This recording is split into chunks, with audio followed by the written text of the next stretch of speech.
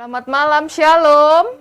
Puji Tuhan, malam hari ini kita kembali dipersekutukan oleh Tuhan, dimanapun Bapak Ibu sudah berada pada malam hari ini. Kita bersama-sama satu hati untuk kita bersama-sama memuliakan nama Tuhan. Mari kita buka ibadah malam hari ini, kita pujikan Allah mana seperti Allahku.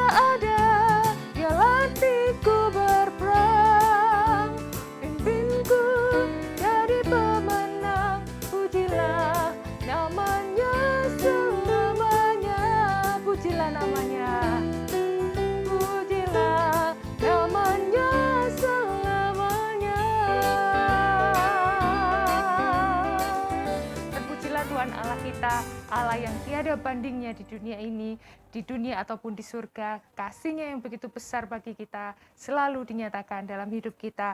Mari kita akan lebih lagi masuk dalam hadirat-Nya. Allah Roh Kudus penuhi kami.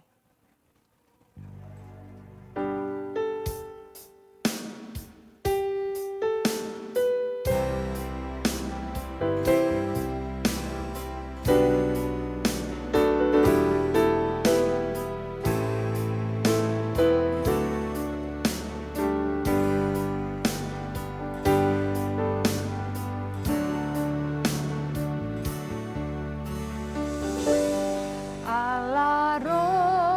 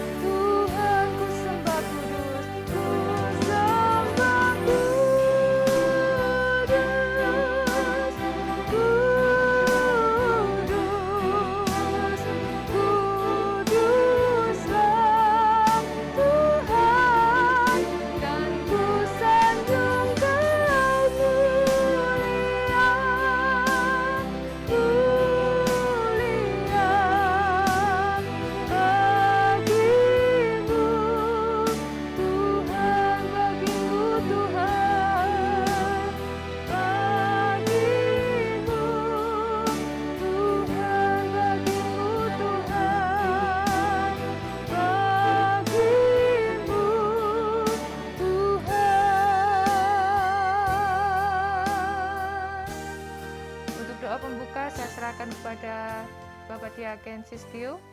Terima kasih.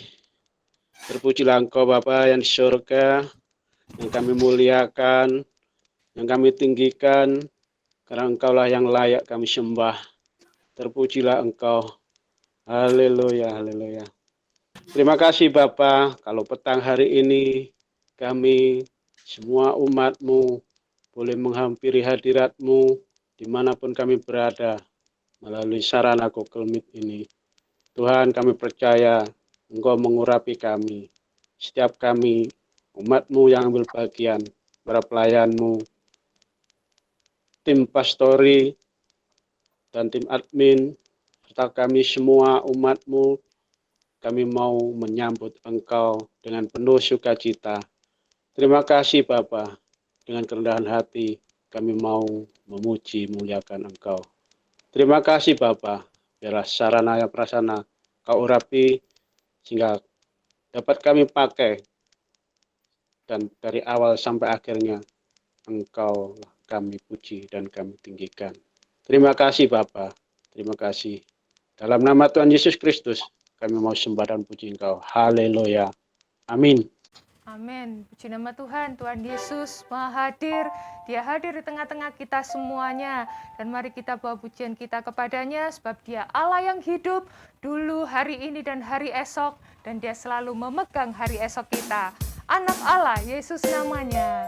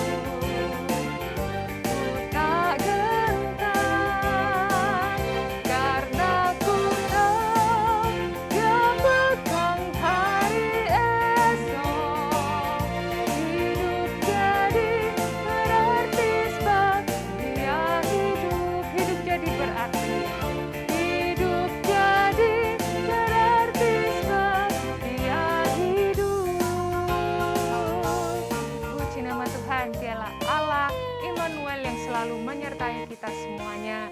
Dan jika 2 hari yang lalu kita memperingati kemerdekaan Indonesia, kita bersyukur Tuhan menganugerahkan kemerdekaan bagi bangsa ini. Dan kita terus berdoa, tidak ada yang mustahil jika Tuhan berkehendak memerdekakan kita dari pandemi ini. Amin. Puji Tuhan, saya mengajak kita menyanyikan satu lagu kebangsaan yang biasa dinyanyikan saat kita upacara ya. Indonesia Raya.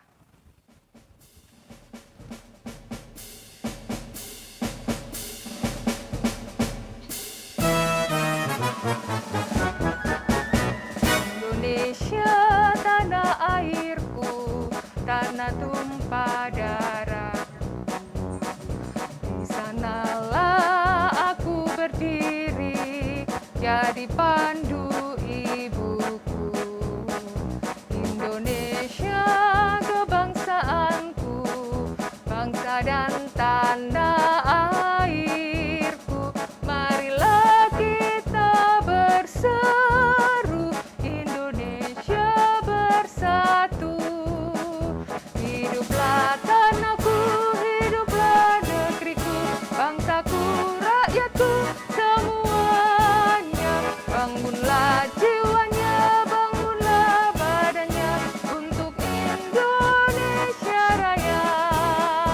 Indonesia Raya, merdeka, merdeka, tanahku, negeriku yang ku cinta. Indonesia Raya, merdeka, merdeka, hiduplah Indonesia Raya. Indonesia Raya, merdeka, merdeka, tanahku, negeriku yang ku cinta. Indonesia Raya, merdeka, merdeka, hiduplah Indonesia Raya. Baik, tiba saatnya kita akan menerima berkat firman Tuhan malam hari ini. Mari kita sambut firman Tuhan. Aku mengasihi Engkau, Yesus.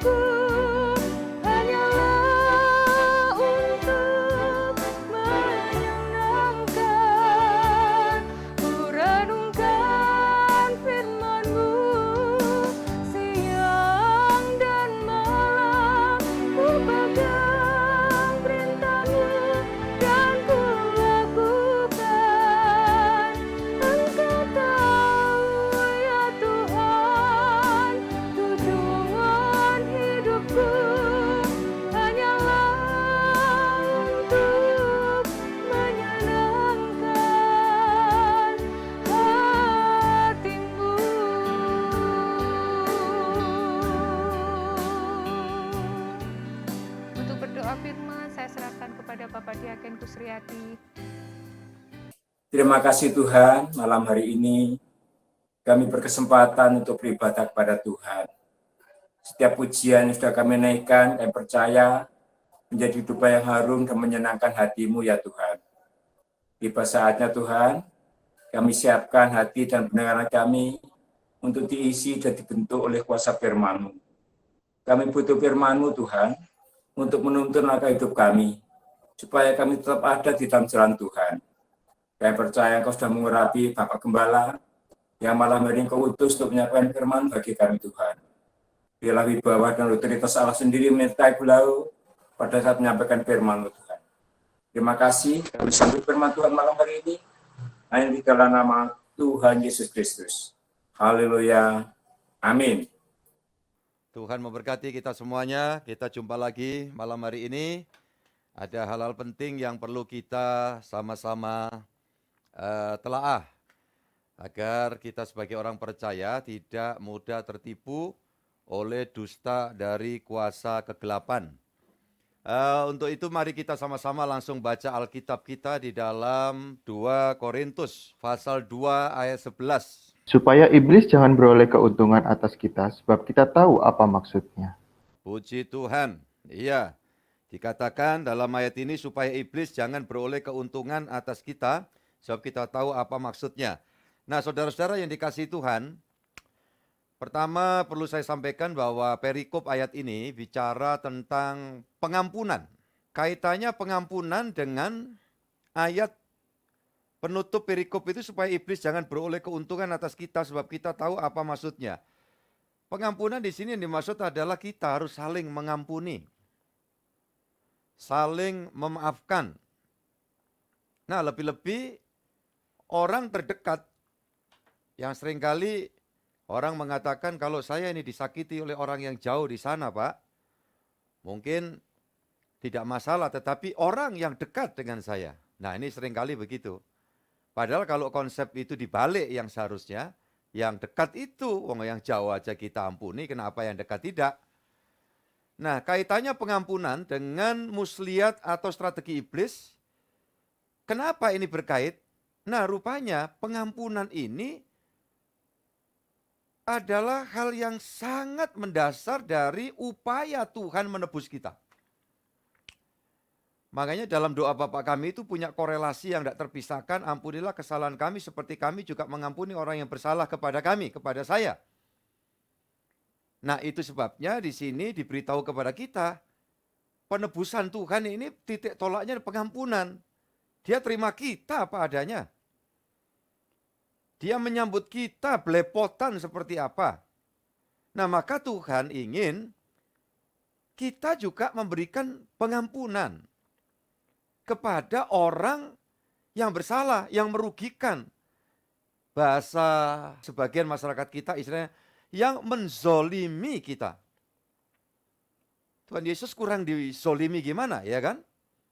Nah, dia lakukan itu, dia menebus. Menerima kita apa adanya. Nah, maka kalau sampai kita tidak menjalankan apa yang Tuhan mau ini, yang untung iblis. Karena kalau sampai terjadi suatu pertikaian, suatu permasalahan, penyebab utamanya adalah karena tidak bisa mengampuni, minimal menerima apa adanya. Nah, bencana yang disebabkan peperangan dalam dunia itu tidak lain bukan adalah karena ya tidak ada maaf, tidak mungkin bisa menerima ya penerimaan yang benar. Nah, itu yang terjadi sehingga terjadi peperangan yang mendatangkan bencana ya di dalam dunia ini. Maka ketika seorang mengampuni, maka rencana Allah itu terlaksana. Ketika orang tidak saling mengampuni, maka rencana iblis itu yang berhasil. Ya, itu titik tolak dari perikop ini supaya saudara tidak bingung ya.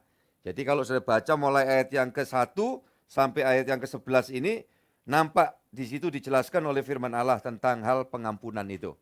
Nah, tetapi saya ambil ayat 11, supaya iblis jangan beroleh keuntungan atas kita sebab kita tahu apa maksudnya. Jadi kita mesti tahu kehendak Tuhan, kalau kita jalankan apa yang Tuhan mau, kita saling menerima, saling mengampuni, saling memaafkan lah bahasa umum, maka rencana Allah jadi. Ketika kita tidak saling melakukan itu, pengampunan dan memaafkan, maka yang terjadi adalah niat iblis, maksud ya iblis untuk mendapat keuntungan itu terjadi. Nah, karena memang ini kutub yang berbeda antara kehendak Allah dan keinginan iblis untuk manusia. Allah pingin seluruh dunia diselamatkan, Yohanes pasal 3 ayat 16 itu, iblis pingin seluruh dunia dibinasakan. Maka melanjutkan ibadah minggu lalu, saya sedang bicara tentang bahwa iblis itu mungkin keliling-keliling jalan-jalan yang dianggap orang, oh di tempat sana ada tempat angker, tempat yang seringkali iblis menunjukkan manifestasinya bla bla bla, ya. Tetapi yang inti menjadi tujuan iblis adalah merasuki manusia yang bisa dirasuki. Dan manusia yang bisa dirasuki adalah manusia berdosa yang sudah kehilangan persekutuan dengan Tuhan. Maka di situ setan terus mencari. Berjalan keliling itu seperti itu, jangan nampak di pemandangan kuasa gelap kehidupan kita itu secara agamawi, kekristenan ya, agamawi Kristen, ya hafal ini, hafal doa Bapak kami, hafal pengakuan iman rasuli, ya barangkali hafal segala macam, tetapi dalam hubungan secara pribadi dengan Tuhan sama sekali tidak ada.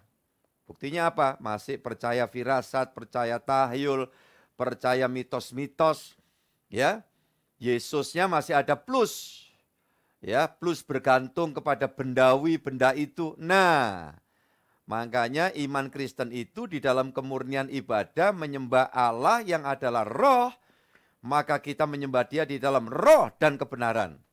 Saya berapa kali ditanya oleh beberapa saudara yang sedang belajar mengikut Yesus, ditanyakan, Pak, gereja-gereja itu di mana-mana kok menghadapnya itu kok tidak seragam. Begitu ya. Ya saya jawab sederhana saja. Ya, bukan cuma tempat ibadahnya saja, tempat mimbarnya saja yang tidak seragam posisi menghadap kemananya, tetapi di dalam kita berdoa, menghampiri Tuhan, kita menghadap Tuhan yang adalah roh. Baik kita menghadap ke selatan, ke utara, ke mana saja, ya Tuhan itu adalah roh. Maka kita tidak harus menghadap kepada bendawi apapun.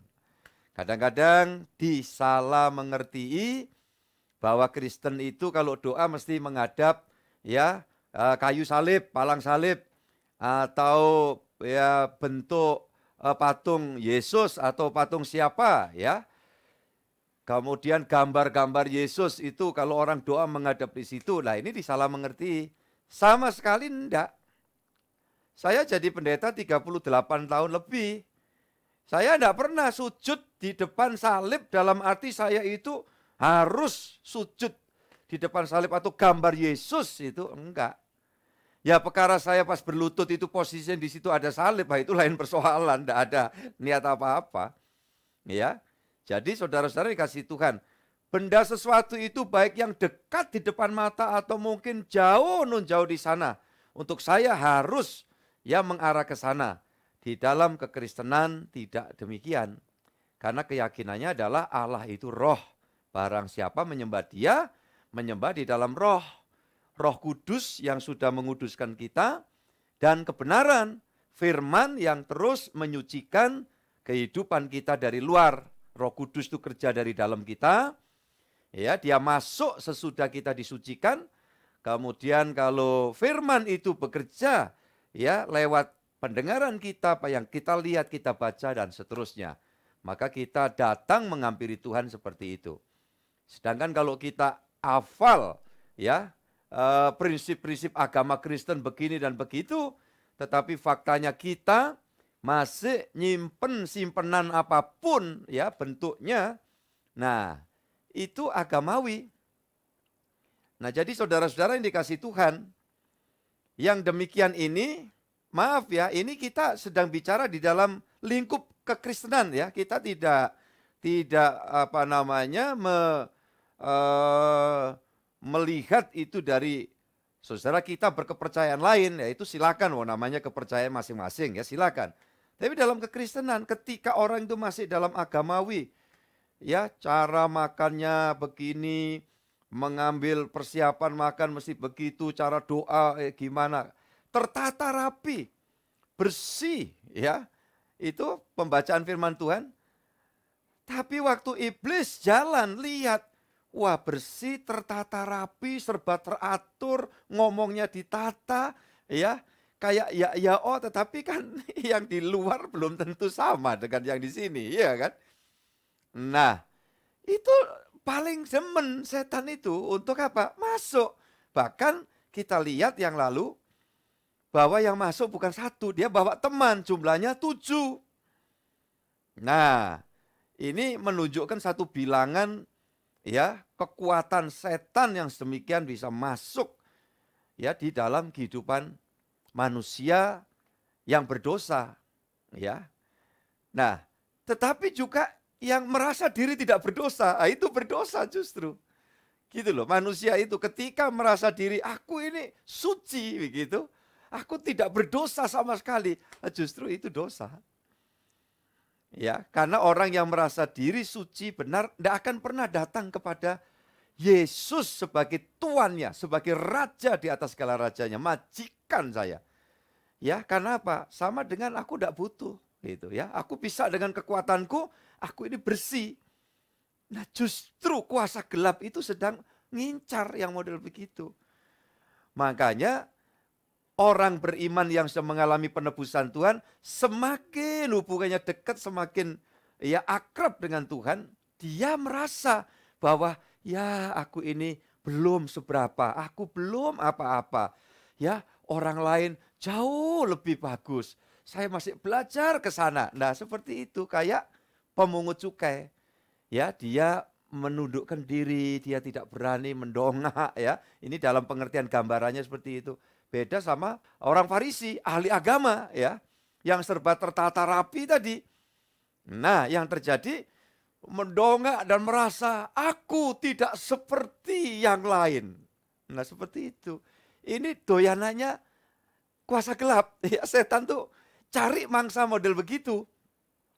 Makanya ya, Yohanes Pembaptis pernah menegur orang Farisi, "Hai kamu keturunan ular beludak." Nah, ular beludak itu dalam bahasa Alkitab menunjuk personifikasi dari kuasa kegelapan, diabolos atau ya satana. Yang kemudian kalau di sebagian masyarakat kita menyebutnya ada demit, wewe gombel, gondoruo, tuyul, apa macam-macam. Ya, itu terserah bagaimana cara penyebutannya. Ya, jadi saudara-saudara dikasih Tuhan, kenapa bicara keturunan ular beludak? Ya, saudara-saudara yang dikasih Tuhan.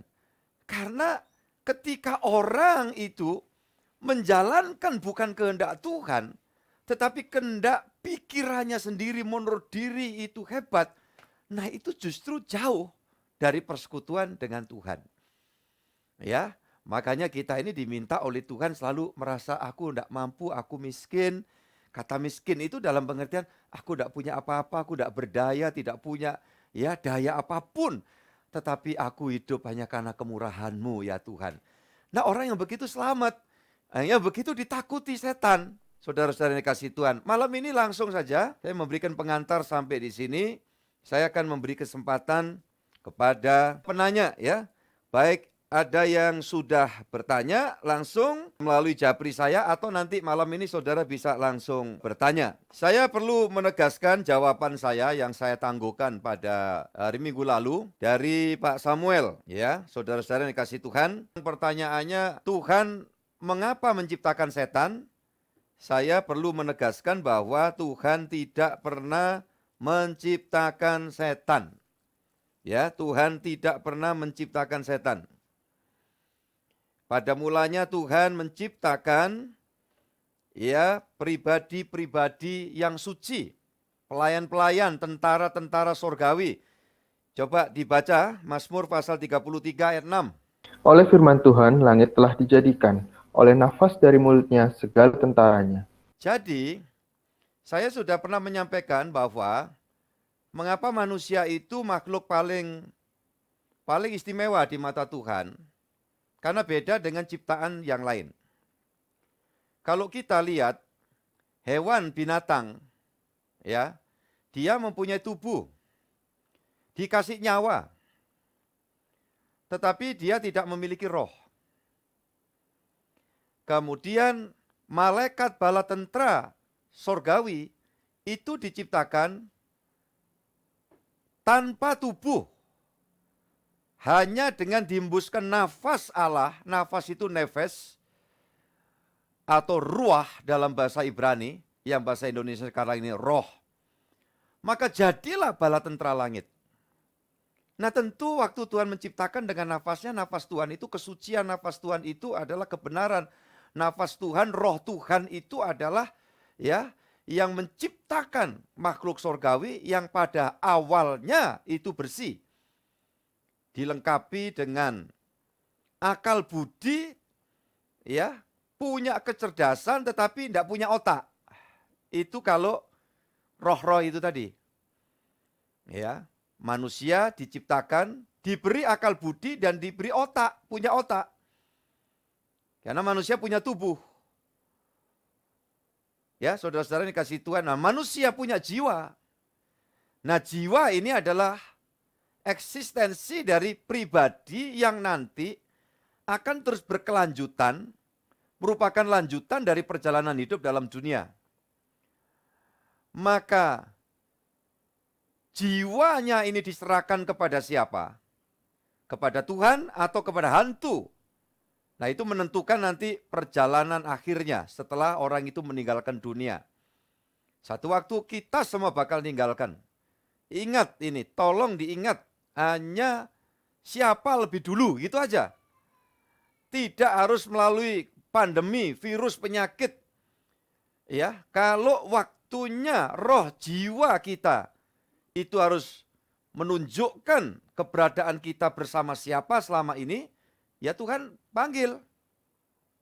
Roh kembali kepada Allah, tubuh dari debu tanah kembali kepada tanah.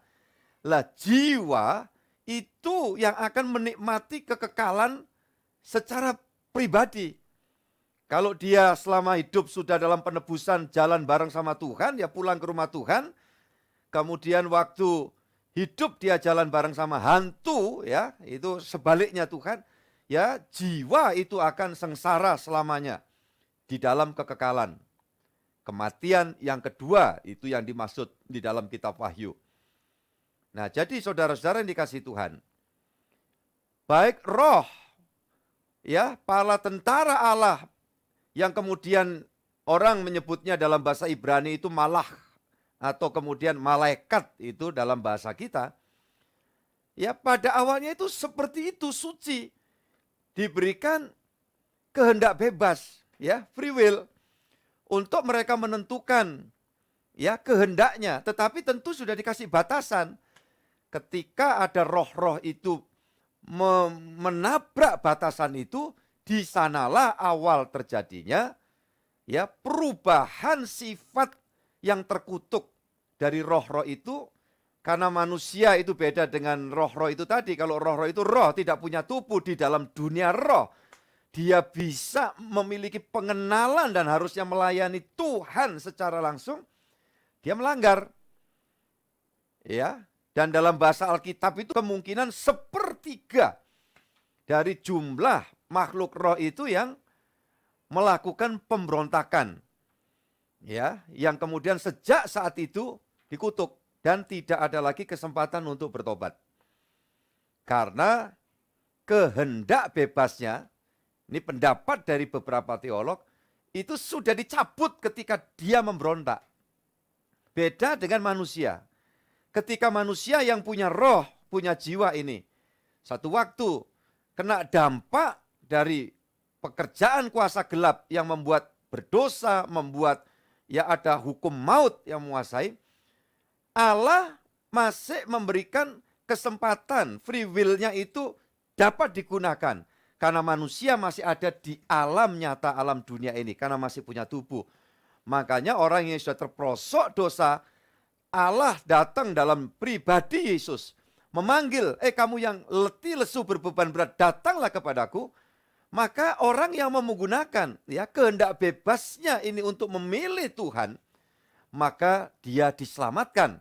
Makanya seorang yang memiliki hidup sebagaimana Kristus, itu tidak bisa dipaksakan. Tidak bisa dipaksa. Dan tidak ada Kristen maksa orang, gitu loh.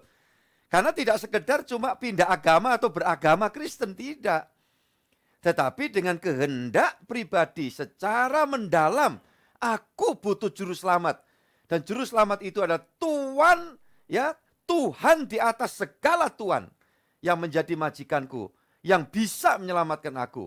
Nah, baru kemudian orang itu ya mendapat kesempatan ya untuk menerima penebusan. Nah, di situ bedanya. Jadi apa yang menyebabkan roh-roh yang sebetulnya itu bukan setan, bukan satana, bukan diabolos, itu kok kemudian bisa jadi seperti itu? Ayo dibaca di dalam Yesaya pasal 14 ya. Ini klasik 14 ayat 12 sampai 15. Wah, engkau sudah jatuh dari langit, hai bintang timur putra fajar. Engkau sudah dipecahkan dan jatuh ke bumi, hai yang mengalahkan bangsa-bangsa. Engkau yang tadinya berkata dalam hatimu, aku hendak naik ke langit. Aku hendak mendirikan tahtaku mengatas bintang-bintang Allah. Dan aku hendak duduk di atas bukit pertemuan jauh di sebelah utara. Aku hendak naik mengatasi ketinggian awan-awan, hendak menyamai yang maha tinggi. Sebaliknya, ke dalam dunia orang mati engkau diturunkan, ke tempat yang paling dalam di liang kubur. Baik, nanti saudara boleh baca ya ayat berikutnya atau sebelumnya itu. Nah, ayat ini dikutip oleh Tuhan Yesus. Pada waktu dia bicara kepada murid-murid, aku telah melihat ya bahwa iblis itu jatuh ke bumi. Nah, itu bukan saat itu yang dimaksud. Tetapi Yesus sedang merilis kembali peristiwa jauh ya sebelum bahkan manusia itu diciptakan. Ya. Jadi saudara-saudara yang dikasihi Tuhan, iblis itulah jatuh. Itu yang membuat tiba-tiba saja ketika Adam Hawa di Taman Eden kok ular itu bisa datang. Ya, gambaran personifikasi dari iblis yang menggoda Adam Hawa. Ya. Jadi, lu kok Eden kok bisa didatangi ular? Didatangi setan ya. Kemudian juga ada satu pertanyaan bahwa waktu kitab Ayub pasal 1 itu anak-anak Allah sedang ya rapat ya konfront dengan Allah, tiba-tiba ada iblis datang di situ. Apakah memiliki kesempatan seperti itu? Sebetulnya juga tidak. Sekarang ini saudara bisa saya anggap saudara hadir dalam ibadah PA Gereja Kemah Tabernakel Gresik Surabaya, kan begitu. Nah, saudara hadir ini, padahal saudara ada di mana? Saya ada di mana? Anda ada di mana? Iya kan? Loh, ini kan peralatan canggih, Pak. Nah, ya ini manusia aja bisa bikin peralatan ini. Baik perangkatnya ataupun jaringan internetnya. Sehingga orang di ujung bumi mana, belahan bumi yang berbeda, hari ini kalau gabung ya bisa. Jadi ini saudara renungkan. Ya. Ketika Eden itu ada ular, apakah betul ular itu ada di situ? Maka sebetulnya bisa seperti ini, kita lagi join dalam ibadah ini. Ya. Jadi teknologi yang canggih ini sebagai bagian cipratan kecil sekali dari sistem ya keilahian yang ada pada Tuhan. Gitu loh saudara-saudara yang dikasih Tuhan. Ini kan gak sempat kepikir oleh kebanyakan orang. Kita hanya lihat ini teknologi. Ini adalah hasil karya. Jadi bukan. Ya, teknologi itu adalah suatu penemuan. Penemuan itu bukan tidak ada sama sekali, terus kemudian diadakan. Itu bukan penemuan, itu adalah sesuatu yang sebelumnya belum ketemu, yang sebelumnya masih tertutupi, kemudian terbuka tutupnya. Maka apa yang tersembunyi itu bisa diangkat. Nah, saudara, maka ada istilah discovery ya. Discovery itu menunjukkan bahwa covernya itu sudah dibuka, baru kemudian muncul ya berbagai macam pengetahuan. Jadi jangan berpikir bahwa si A si B itu bisa menciptakan bom atom karena dia bisa membuat atom molekul kecil-kecil. Enggak, ya. Itu alam ini ada. Nah, alam ini awalnya diciptakan Tuhan dengan begitu ideal. Tapi kok ada Pak kemudian unsur-unsur yang bisa mendatangkan malapetaka. Nah, unsur-unsur bisa mendatangkan malapetaka, ini supaya tidak ada pertanyaan ke situ, saya sudah memberikan jawaban.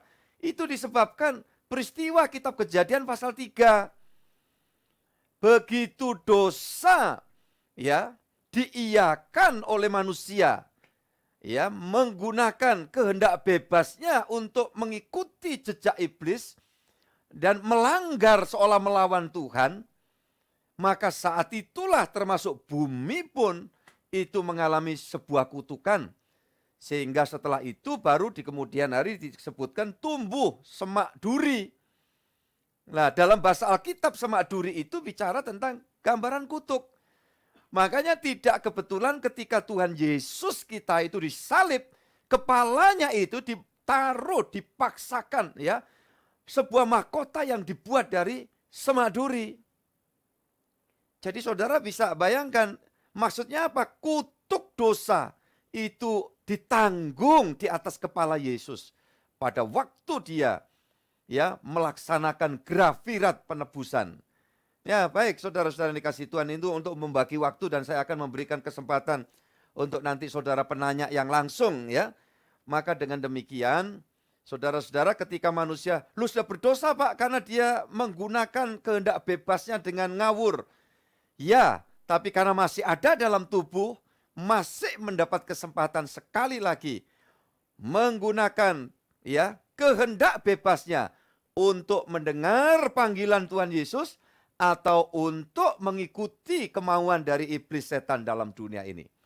Jadi ini supaya saudara tahu, maka sesungguhnya Tuhan tidak pernah menciptakan setan iblis.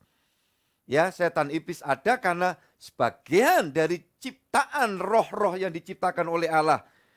Alkitab tidak merilis nama-nama yang jelimet. Ya, hanya beberapa tokoh aja, ada Gabriel, ya, ada beberapa lagi, 1-2 lagi yang disebutkan, sedang jumlahnya yang berlaksa-laksa. Roh-roh itu tidak bernama. Kenapa kemudian kok roh-roh itu ada namanya wewe gombel, gendruwo dan lain sebagainya? Itu adalah hasil dari pemitosan setiap bagian dari masyarakat di dalam dunia ini. Makanya ya di Jakarta nyebutnya kuntilanak, di Jawa sini nyebutnya sundel bolong. Ya. Nah, padahal itu yang dimaksud gambarannya sama. Nah, seperti itu saudara-saudara yang dikasihi Tuhan. Gendruwo aja kemudian ada yang mengenalkan diri namanya Dalbo. Ya, saudara pernah dengar enggak itu? Nah, makanya sebuah hal yang perlu diwaspadai ketika ada orang memiliki pengalaman dari kecil kok bisa melihat semacam penampakan-penampakan. Ya. Nah, ini kalau kemudian terus berlanjut, ya di sebagian masyarakat kita itu menyebut yang sedemikian ini ya semacam indigo atau gimana ya. Anak kemudian ngomong begini, wah ini tahu-tahu kejadian betul. Itu ya. Tapi saudara-saudara yang dikasihi Tuhan, perlu saudara pahami bahwa pengalaman seperti ini dalam iman Kristen. Sekali lagi, saya tidak ingin mencampuri kepercayaan saudara-saudara kita ya yang berbeda, tetapi dalam iman Kristen, saudara-saudara yang dikasihi Tuhan, peristiwa-peristiwa seperti itu ketika orang saya melihat ini, saya melihat itu bukan hal yang membanggakan. Tolong orang tua perhatikan. Ketika ada anak-anak yang terus berkelanjutan ya Ngomongnya tahu-tahu jadi, dia bilang, wah di pojokan ada ini, ada itu. Ya orang tuanya juga mengkorok-mengkorok begitu, bulu kudunya berdiri. Tetapi dari satu sisi ada kebanggaan, loh kan lucu. Tapi dalam iman Kristen itu bukan kebanggaan. Ya, harus diwaspadai. Karena hal itu akan dapat menyebabkan pemicu dari murka Allah itu terjadi. Nah, karena yang bisa melihat begini nanti lama-lama dia bergelar sebagai ya cenayang, pemanggil arwah, dan ngomongnya tahu-tahu cetas-cetus jadi. Apalagi kalau zaman togel, zaman loto, nalo ya dulu. Itu kalau ada cetas-cetus ngasih nomor jadi itu rame rumahnya didatangi banyak orang. Iya kan? Saudara-saudaraku ini kasih Tuhan, zaman Greon itu tahun berapa itu ya? Itu loto nalo itu tahun 70-an kalau tidak salah itu. Jadi saudara-saudara yang dikasih Tuhan Yesus, nah kenapa ini bisa mendatangkan nanti murka Allah? Contoh, saudara bisa nanti baca, nggak harus sekarang, di dalam 1 Samuel pasal 28, ayat 1 sampai 25. Pasal 28, ayat 1 sampai 25, tidak dibaca sekarang, saudara PR, dan nanti di kemudian waktu, saudara bisa menyampaikan pertanyaan ketika saya memberikan kesempatan untuk tanya jawab. Ini ceritanya di Endor, ketika Raja Saul, ya sudah berapa kali kerasukan setan, demenannya, sukaannya juga mencari dukun, orang pinter. Yang disebut pemanggil arwah. Gitu loh. Padahal sempat dia juga membuat gerakan untuk memusnahkan semua pemanggil arwah di wilayah kekuasaan Israel. Waktu itu, ini cerita Alkitab. Satu kali ketika dia kepepet, ya dia mencari seorang pinter di suatu negeri namanya Endor. Ya, Raja Saul butuh mendapat nasihat dari Samuel, tapi Samuel udah mati. Nah, kemudian pemanggil arwah ini singkat cerita tanya, minta manggil siapa? Samuel, ya. Nah, di dalam kisah itu menurut versi dukun pemanggil arwah ini ada yang keluar dari bumi. Arwah Samuel itu. Ini dalam ungkapan hambanya kuasa gelap ini. Nah, ini kadang-kadang jadi kontroversi perdebatan. Itu roh atau arwahnya Samuel sendiri. Yang sebetulnya nanti kalau saudara telusuri, itu rekaan yang ngomong itu adalah si pemanggil arwah. Ya, ini ada orang modelnya kayak begini. Ya, lah kalau pemanggil arwah itu orang Israel, Endor itu ada di wilayah Israel, tentu kenal dong namanya seorang Samuel itu bukan cuma nabi, pada zamannya dia seorang hakim. Ya, yang mengadili semua persoalan orang Israel. Jadi kan tahu. Jadi ketika ini, oh kamu Samuel, ya dia sudah membuat rekaan. Iya kan? Umpamanya kalau saudara pernah lihat saya itu, ini modelnya pakai kacamata begini, rambutnya cepak gitu. Setelah saya nggak ada, saya sudah di sorga, ya kira-kira berapa puluh tahun lagi, ada orang tolong dipanggil arwahnya Pak Hendri, gitu ya. Wah, ini aku lihat dari bumi, rambutnya cepak, tinggi, kulitnya sawo matang, bahkan kebacut matangnya sampai bosok. Ya, saudara-saudara yang dikasih Tuhan. Iya, kemudian yang tidak melihat ini, oh ya betul. Rambutnya cepak ya. Ngejros, wah bukan cuma ngejros. Ini kalau di pasar malam ada orang ya bawa balon-balon tuh anak-anak mesti minggir itu. Kalau enggak takut jeblus semua ya. Nah, saudara-saudara yang dikasih Tuhan. Jadi seperti itu. Iya. Singkat ya, nanti itu kapan bolehlah dibahas. Gara-gara ini si Saul kedukun, ya akhirnya sudah tidak ada lagi kesempatan untuk Saul itu mengalami pertolongan dari Tuhan.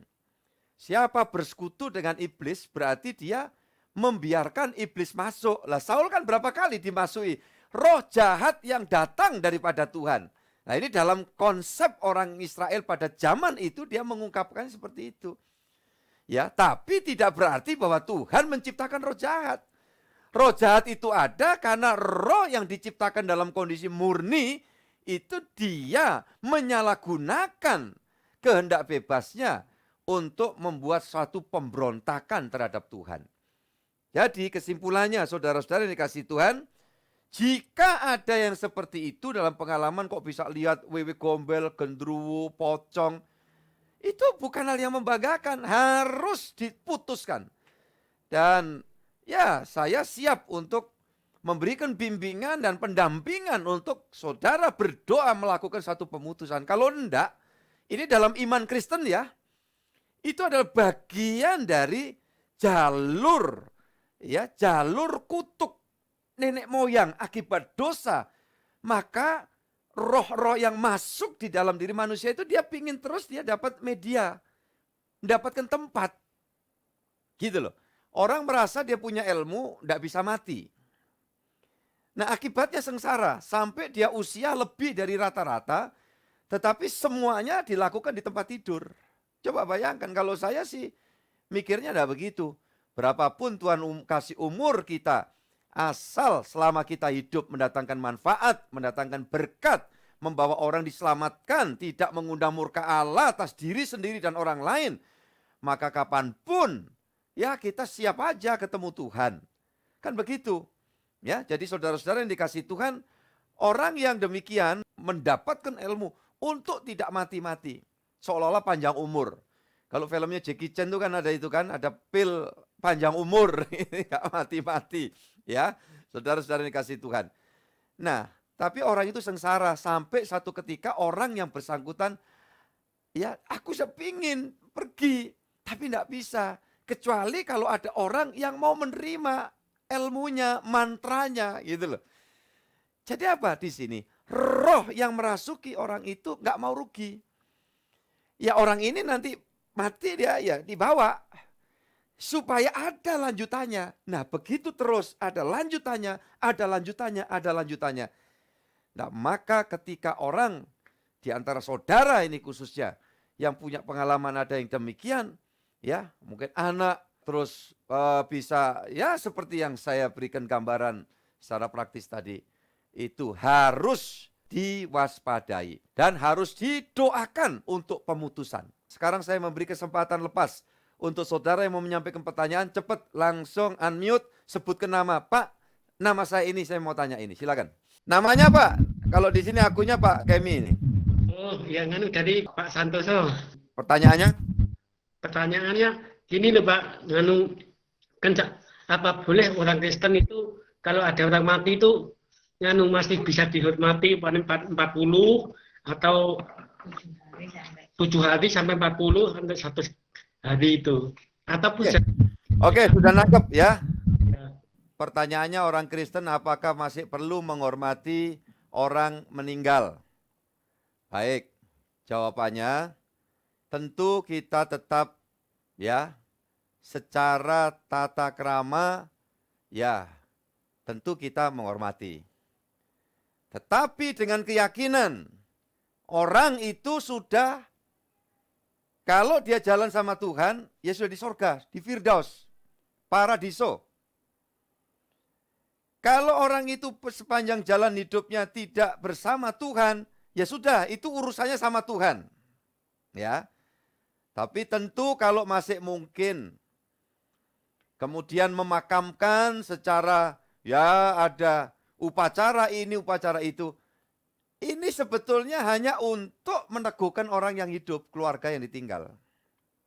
Tapi di masa pandemi ini bahkan akhirnya kami mengambil keputusan untuk upacara pemakaman secara singkat itu pun dilaksanakan secara Google Meet atau daring atau pakai Zoom teman yang lain ya. Nah, dalam hal ini sah-sah saja. Doa Tuhan supaya pelaksanaan pemakaman ini sudah berjalan lancar dalam naungan-Mu. Tuhan berkati semua, Tuhan hiburkan, teguhkan keluarga yang ditinggalkan. Inti doanya di situ. Tetapi kalau penghormatan ini kemudian ya masih harus ada doa ya berapa hari, kemudian berapa hari lagi, berapa hari lagi. Alkitab kita tidak memberi petunjuk seperti itu. Kalau perkara, oh nanti kumpul-kumpul ya, ini kamu ada keponaan, sepupu, bisa ngumpul kapan? Kira-kira 5 hari lagi, berarti dari meninggal ini, 15 hari lagi. Ya udah yuk kita ibadah yuk di rumah. Atau mungkin kalau pakai Zoom, ya kita boleh pakai Zoom. Ya, kita ibadah, minta kekuatan dari Tuhan. Itu boleh. Tetapi ketika itu mendoakan demi penghormatan tadi, hari yang kesekian, hari yang kesekian, hari yang kesekian, di Alkitab tidak ada petunjuk, dan hal itu dilakukan sebetulnya ini dalam konteks iman Kristen sia-sia. Ya, sia-sia. Karena jika orang itu jalan bareng sama Tuhan, dia sudah di paradiso. Dan tidak perlu lagi kita mendoakan dia, atau lebih-lebih ada yang minta doa berkat dari orang yang mati. Oh enggak. Kita minta berkat sama yang hidup. Siapa? Tuhan Yesus. Makanya ya orang mau mengatakan apa saja, siapa Yesus, disebut Mesias, ada yang nyebut Nabi atau apa, Yesus sendiri ngomong, aku ini Tuhan. Aku ini firman. Aku dan Bapa adalah satu. Di dalam Wahyu pasal 1 di sana, ya, ayat yang ke-9 ke berapa disebutkan, aku ini sudah bangkit dari kematian dan hidup untuk selama-lamanya. Nah, kita doa kepada Yesus, dia hidup dan dia hadir di seluruh jagat raya ini. Begitu. Nah, itu saudara-saudara dikasih Tuhan bagus. Ya. Sekalipun kakek buyut kita itu sakti waktu hidupnya. Ya.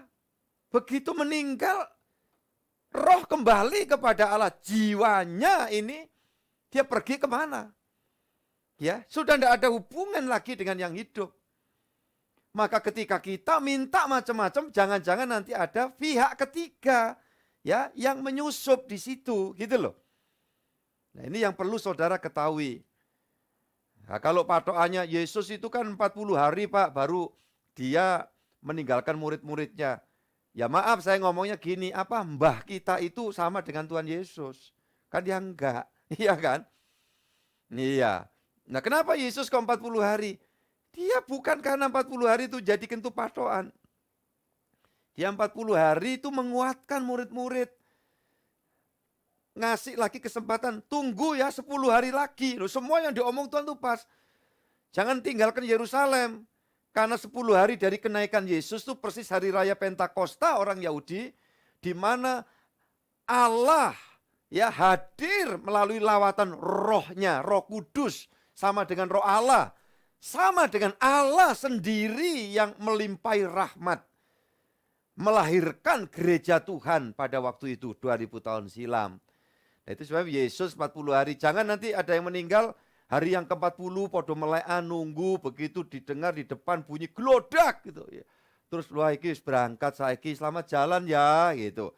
Padahal yang glodak tadi itu ya tikus, mancal, panci yang tertinggal di depan rumah lupa enggak dicuci, sudah 40 hari.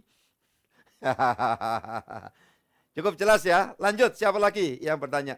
Saya berikan kesempatan Yosepin Tri Aryani, mungkin perlu sharing sesuatu. Cukup Pak, sangat memberkati. Cukup nggak ada pertanyaan. Oke, puji Tuhan. Iya, Tuhan memberkati Yosepin. Baik, terima kasih. Apa yang dari Tawamangu kah? Iya, betul. Tuhan berkati ya. Satu alma mater. Sekali lagi saya memberikan tawaran kepada yang lain.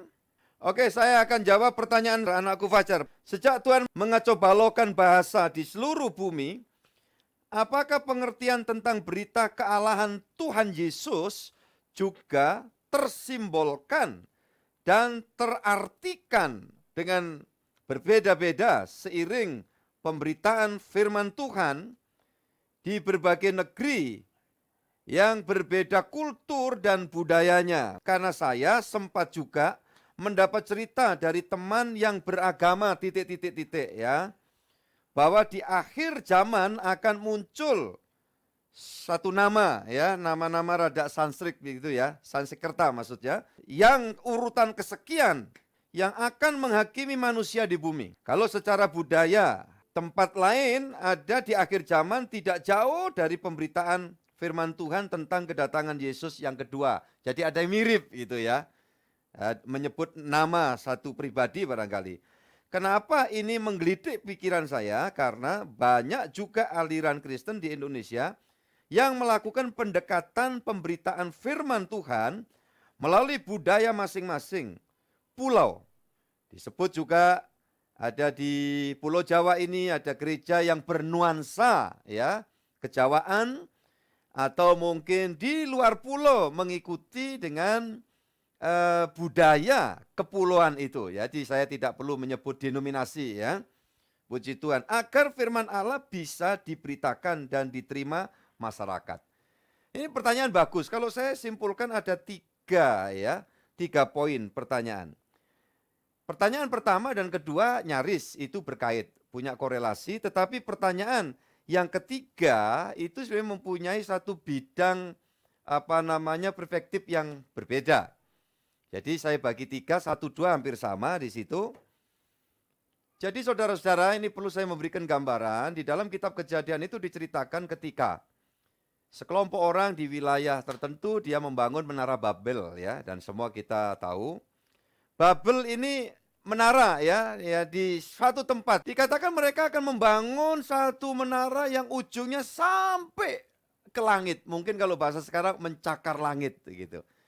Dengan itu kita akan menyatukan seluruh manusia.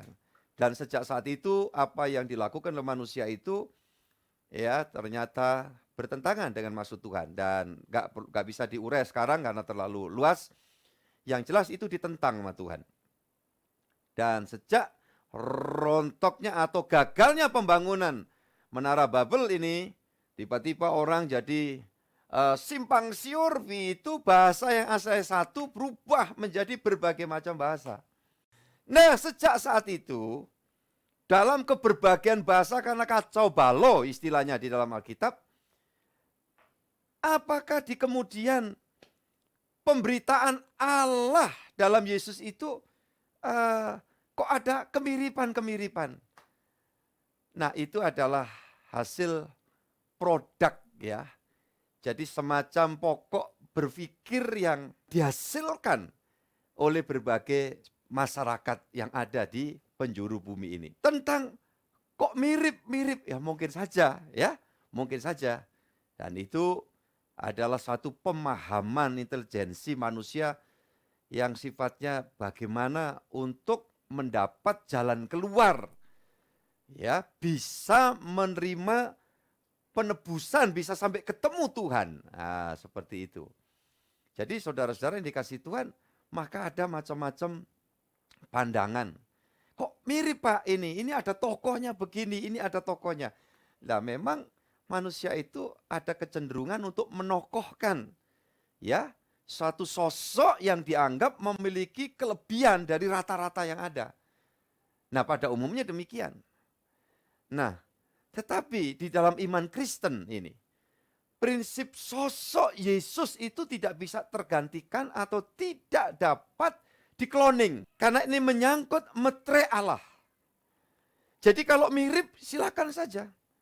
Iya kan? Jadi saudara-saudara yang dikasih Tuhan. Bahkan ada orang yang menyebut diri sebagai Mesias. Ya, Mesaya, silakan saja. Tetapi apakah betul dia mati bangkit? Nah, di situ aja kuncinya. Di dalam Kisah Rasul pasal 4 ayat yang ke-12. Di bawah kolong langit, di atas muka bumi, tidak ada nama lain yang di dalamnya kamu beroleh selamat. Nah, ini metre ini nggak bisa dipindahkan. Nah, tolong aja anakku Bagus siapkan 1 Yohanes pasal 5 ayat 11-12. Ya, sebelum dibacakan, saya hanya mengambil referensi beberapa ayat. Ayat-ayat yang mendasar, Yohanes 14 ayat yang ke-6, aku jalan kebenaran dan hidup, tak seorang pun dapat kembali kepada Bapa kalau tidak bersama dengan aku. Ya, saudara-saudara yang dikasihi Tuhan, tidak bisa lagi di-cloning dengan berbagai macam pemikiran. Ya, karena apa? kehadiran Yesus itu bukan hasil reka dan pemikiran manusia, tetapi inisiatif dari yang Maha Tinggi. Makanya di dalam Yohanes pasal 8 ayat yang ke-23, kamu dari bawah, tetapi aku datang dari atas. Nah, siapa dia? Maka dia adalah firman yang memiliki daya kemahakuasaan dalam mencipta yang tidak ada menjadi ada. Lah itu baru, itu penciptaan, itu tidak ada jadi ada. Kalau penemuan ya di dalam bidang teknologi umpamanya yang akan terus ya berkembang. Saudaraku yang dikasihi Tuhan, sampai ada istilah teknologi ya baru terbarukan ya umpamanya. Ini dalam mengupayakan kalau orang bergantung pada suatu minyak hasil fosil itu akan ada habisnya. Di tafsir nanti bahan bakar minyak bumi itu tahun keberapa sudah tidak ada. Sekarang dipikirkan ya teknologi yang baru, yang terbarukan artinya masih bisa terus diperbarui. Dan ini adalah apa? Sekadar kecakapan yang Allah berikan kepada manusia. Baik itu fosil ataupun barangkali minyak diambil dari jagung atau dari apa, yang bikin jagung siapa? Kan begitu. Ujung-ujungnya lagi Tuhan. Jadi Tuhan yang mengadakan dari yang tidak ada, dari sabdanya. Maka semua ada yang berkeriapan di laut, yang berterbangan di udara, dan bla bla bla bla. Semua tercipta atas firman. Dan pada akhirnya firman itu datang dalam wujud Yesus. Yang kemudian disebutnya sebagai anak Allah, itu menunjukkan bahwa Yesus Kristus adalah kehadiran dari sabda yang tidak terlihat atau firman yang dikatakan Yohanes pasal 1 itu, firman itu bersama Allah dan firman itu ya adalah Allah. Yang kemudian pasal 1 ayat yang ke-14, firman menjadi manusia, Yesus. Maka dari mulut Yesus mengatakan, ya di dalam Yohanes 10 ayat yang ke-30, aku dan Bapa adalah satu. Karena aku di dalam Bapa dan Bapa di dalam aku, ini kalau keyakinan saya tidak pribadi yang terpisah. Pribadi Bapa dan pribadi anak. Saya keyakinannya tidak demikian. Yang saya yakini adalah yang hadir sebagai Yesus, ya firman. Yang pada mulanya firman, karena yang langsung nampak membuat penciptaan itu, berfirmanlah Allah itu, ya firman ini. Kemudian firman yang keluar dari Allah, datang ke bumi, wujudnya Yesus. Ya, yang kemudian pada waktunya setelah selesai semua masuk maut, dia kembali ya kepada Bapa. Maka nanti ketika kita di paradiso, di Firdaus, atau sampai waktu setelah kedatangan Tuhan, kita pindah ke langit baru, Yerusalem baru itu. Yang dapat kita nikmati persekutuannya adalah Tuhan kita Yesus. Karena dia dikatakan dalam Kolose adalah gambar Allah yang tidak kelihatan itu. Maka pribadi dan nama ini tidak bisa digandakan, tidak bisa dikloning dengan cara apapun. Ya, jadi berbagai macam budaya, tradisi, atau membangun suatu keyakinan dengan adanya sosok yang ditokohkan dan sebagainya, sah-sah saja, silakan. Tetapi dari firman Allah memberitahukan, tidak akan pernah ini bisa digandakan. Gitu loh. Karena ini adalah kesempatan di mana manusia yang seringkali merasa diri mampu, itu Tuhan tunjukkan kamu tidak mampu. Kamu mau ketemu Allah di mana? Kamu tidak mengenal dia. Caranya gimana mau ke sana? Maka dia yang datang. Maka hari ini ketika kebenaran firman ini diupload di YouTube, setiap saudara yang memperhatikan ini, saudara akan menemukan pribadi sang penyelamat yang sejati. Dan ketika engkau sudah berusaha dengan berbagai macam cara, dengan berbagai macam ya usaha, dan engkau tidak mendapatkan tanda dari keberhasilan pencarianmu. Apa Pak tandanya? Damai sejahtera. Dan ternyata itu belum kau dapatkan. Karena hatimu masih kosong. Dan engkau perlu menyambut Yesus itu menjadi Tuhan dari segala Tuhan yang ada di dalam jagat raya ini. Dan percayalah, pribadi Sang Kristus Yesus Ada pribadi yang hidup untuk selamanya. Dan dia menjamin kehidupanmu dan kehidupanku. Untuk saatnya boleh menikmati dalam kekekalan, dalam kebahagiaan yang luar biasa. Maka hari-hari ini saya mendengar banyak kesaksian. Ya, melalui YouTube dan berbagai macam media. Orang dijumpai Yesus. Orang menerima panggilan Yesus.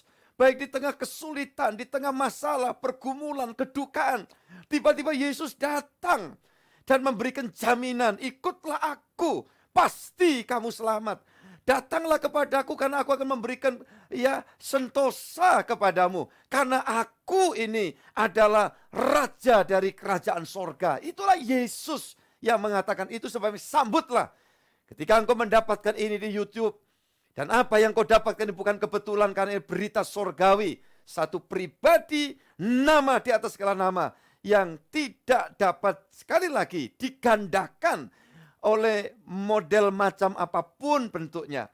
Dan justru kita semua mesti ingat, nanti ada ayat yang perlu kita pahami.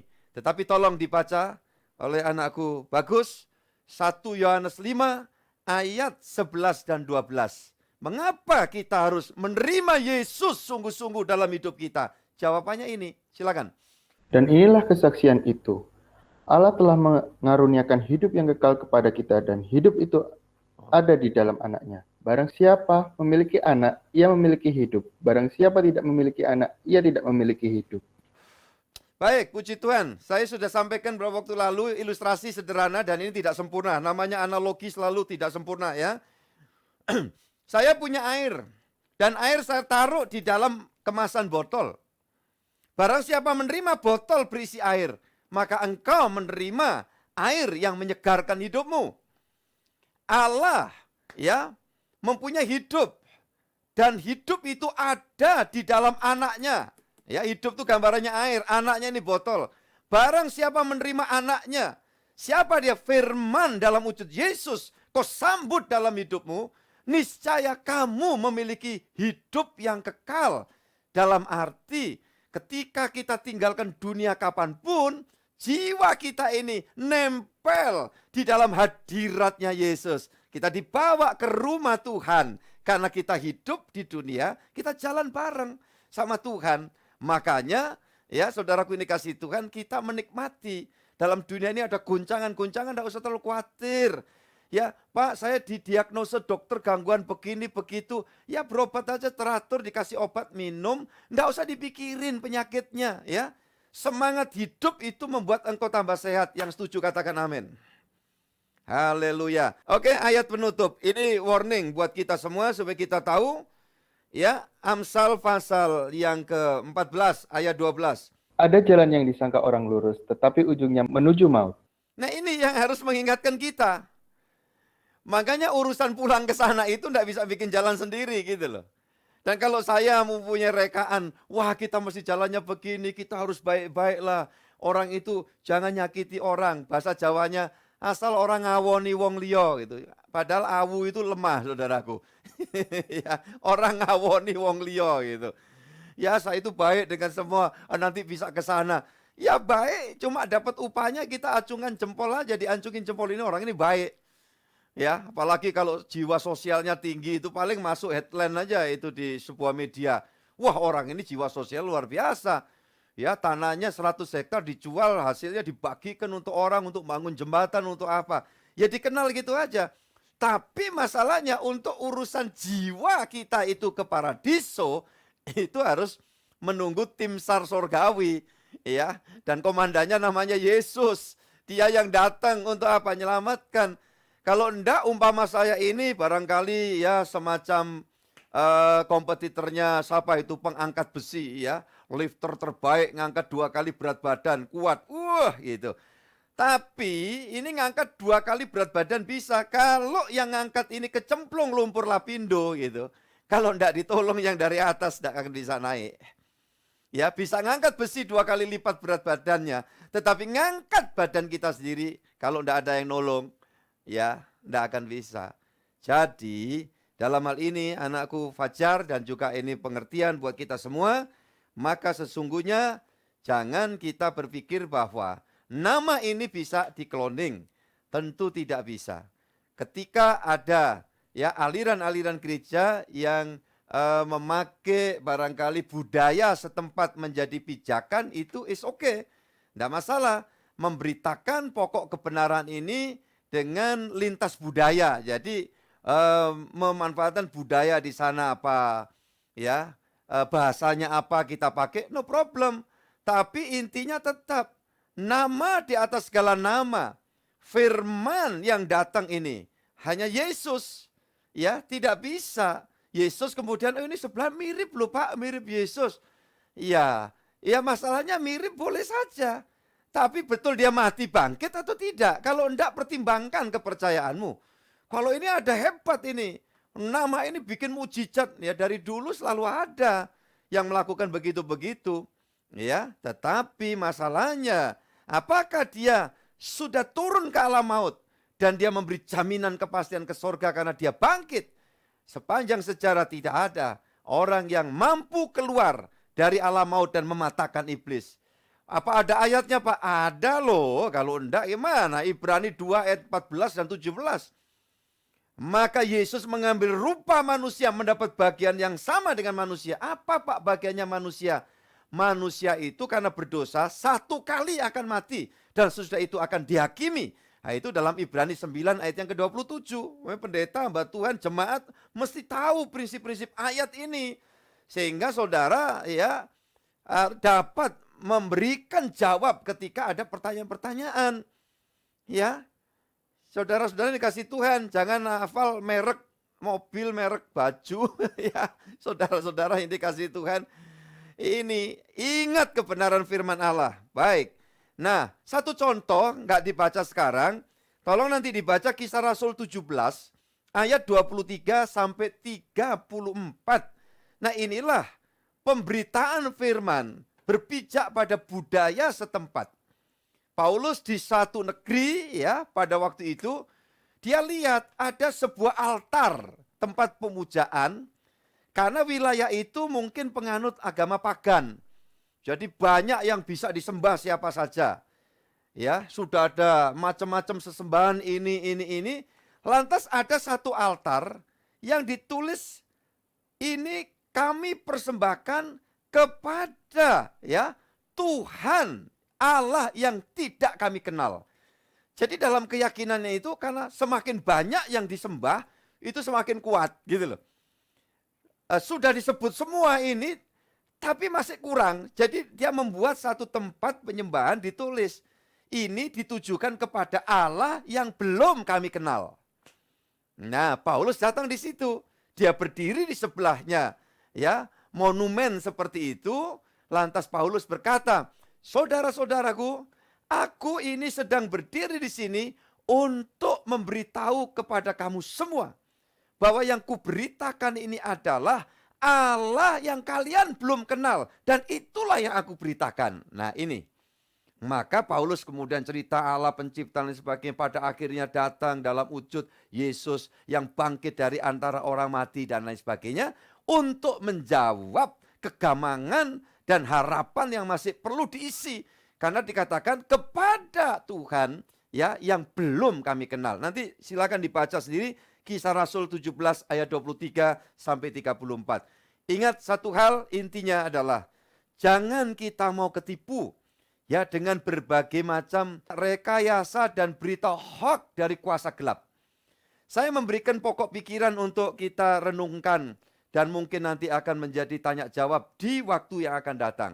Ketika orang menceritakan begini. Wah ini orang ini sakti. Bisa memerintah iblis. Mengirim ini, mengirim mantra. Membuat santet dan lain sebagainya.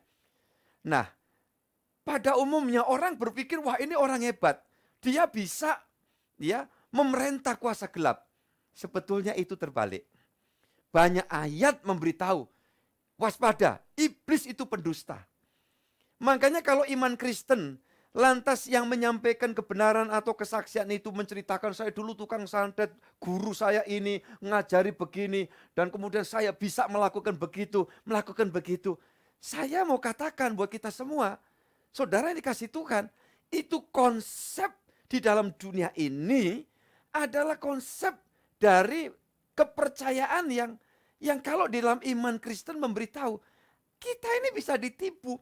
Bukan kita bisa ngatur setan, tapi orang yang merasa sakti bisa ngatur setan, dia yang diputer, dia yang diatur oleh setan. Itu sebabnya di dalam kekristenan tidak boleh kita mengadopsi pemikiran lantas kita puja-puja kayak, wah hebat ya ini orang ini dulu dukun, dungdeng, sakti, bisa begini, bisa begitu. Nah itu praktek di luar keselamatan yang sekarang. Dan kalau itu memang terjadi, bisa aja tertipu. Saya ini loh sudah tertipu. Ya, tahun 1979 nyaris mati. Dan ketika hari ke-8 sekarat, kan saya bilang ini bukan menceritakan bagi saya bisa melakukan, enggak. Ketika saya dari muda sudah diajari dan mengikuti cara-cara untuk mencari kuasa-kuasa dari itu. Begitu saya sekarat nyaris mati, semua model yang macam-macam itu, ya, yang dalam mitos itu wewe gombel mukanya rusak, ndak karuan, pocong segala macam. Itu tampil sambil meringis dan seolah mereka katakan, saatnya kamu ikut aku. Itu penglihatan sekali di dalam perjalanan hidup saya sebelum 1 hari besoknya Yesus datang menyelamatkan saya. Saudara yang dikasihi Tuhan, iblis itu penipu, bapak dari pendusta. Itu ayatnya dalam Yohanes pasal 8 ayat 44, tentu tidak dibaca sekarang. Apa yang saudara kerjakan hari ini tidak akan sia-sia. Dan saya yakin percaya, melalui kita belajar bersama-sama, setiap saudara akan semakin mengikuti kehendak Tuhan. Dan waspada tipu muslihat iblis yang begitu licik. Yang jelas iblis itu tidak senang tinggal cuma di kuburan, tinggal di bawah pohon besar, di perempatan jalan yang sering membuat orang kecelakaan katanya. Tapi iblis merencanakan masuk di dalam diri setiap manusia. Coba baca Alkitab. Ketika Alkitab bicara tentang iblis, roh jahat, roh setan, itu merasuki orang. Lah pendeta sekarang kan banyak yang jadi, oh saya lihat di pojokan rumah sana, pojokan sana. Kayak orang indigo. Iya kan? Saya tidak sepakat. Maaf ini rekan-rekan hamba Tuhan. Ya, kemudian, wah itu perlu dipatok itu di sana, karena di situ itu tempat kuasa gelap. Ini dipasang patok ini, ya supaya kita pagar betis. Lewong rokok dipatoki pakai patokan gitu. Cukup sekian, Tuhan memberkati saudara-saudara semua. Mari kita berdoa. Terima kasih Bapa di dalam sorga, terima kasih kami bersyukur untuk malam ini. Waktu sedemikian berasa cepat, walau kami berjalan ya Tuhan dalam waktu yang ada ini. Tuhan sempurnakan, setiap kami boleh mengerti kehendak Tuhan. Sehingga kami tahu langkah yang benar untuk kami kerjakan di dalam kehidupan ini. Yang kami tahu, pahami, hanya satu pribadi, satu nama, satu sosok, sesembahan, sanjungan, junjungan kami. Yaitu Dikau Tuhan kami Yesus Kristus. Engkau memang Tuhan. Engkau yang menunjukkan ketuhananmu. Bahwa Engkau memberikan jaminan selagi kami hidup dalam dunia. Dan Engkau memberikan jaminan waktu Engkau hendak mengajak kami pulang, meninggalkan dunia yang fana ini. Kapanpun kami akan senyum ketika kami menjalani hidup ini menjadi manfaat. Belajar menyenangkan Tuhan, maka kematian bukan hal yang menyeramkan, tetapi adalah suatu keuntungan. Terima kasih, teguhkan semua anak-anakmu, kuatkan yang lemah, yang kabur pemikiran pandangan imannya, hari ini diluruskan, sehingga setiap kami mau belajar mengikuti kehendak Tuhan. Dan satu hal, keselamatan di dalam Dikau Yesus, pribadi Yesus, Engkau tidak bisa dikloning atau digandakan dengan berbagai kemiripan-kemiripan. Mungkin mirip itu ada, tetapi yang asli satu-satunya Engkau. Kiranya rahmat dan berkat Tuhan turun atas setiap umatnya dan hamba-hambanya yang melayani dimanapun berada. Diberi kekuatan khusus dan diurapi, tidak ada lemah-lemah lagi. Tidak mau menyerah kepada rasa gangguan sakit penyakit atau gangguan situasi kondisi yang tidak menguntungkan. Yang jelas dimanapun kami ada, asal kami jalan bareng dengan Tuhan Yesus Kristus, selalu untung di pihak kami. Terima kasih Tuhan. Yang bekerja, yang berusaha, yang bertani, semua ada di dalam anugerah Tuhan. Dan Tuhan memberkati, pintu rezeki dicurahkan. Haleluya. Kami terpelihara di dalam kasih Tuhan dari waktu ke waktu sampai kami ketemu Tuhan. Kira rahmat anugerah Bapa, kasihnya Kristus Yesus, persekutuan yang indah dengan Roh Kudus yang adalah Roh Allah itu melingkupi kehidupan kami dari sekarang sampai Maranatha Tuhan datang yang kedua kali, menjemput dan mengantar kami pulang ke paradiso. Ya Allah ya Tuhan, haleluya, demi nama yang penuh rahmat, nama Yesus Kristus. Bapa, terima kasih.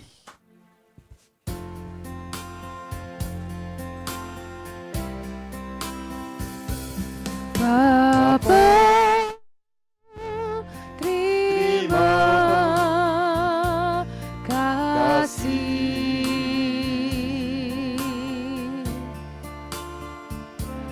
Bapa, terima kasih.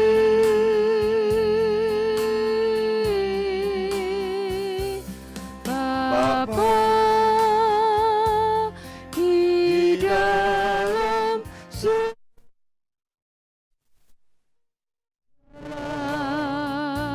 syukur,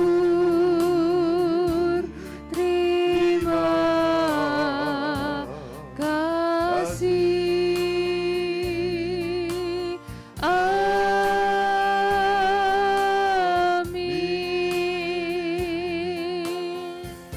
Amin. Tuhan memberkati keluargaku semua dimanapun Anda berada. Yalah, kita akan jumpa lagi di kesempatan berikutnya.